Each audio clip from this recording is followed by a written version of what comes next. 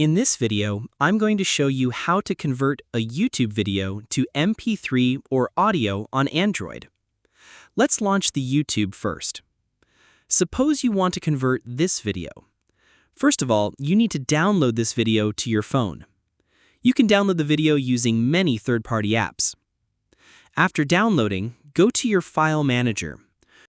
Your video should be first in the recent. Or if you downloaded your video to any specific folder, go to that folder. This is the video I downloaded earlier.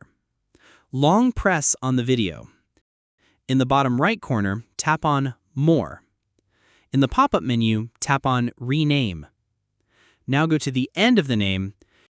Here you can see the file extension as .mp4, which means it is a video. Delete the MP4 part and type MP3 in its place. Tap on OK.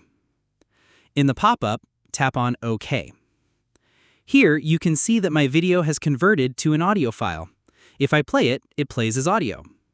Following these steps, you can convert your video to audio easily. Feel free to reach out if you encounter any issues during the process.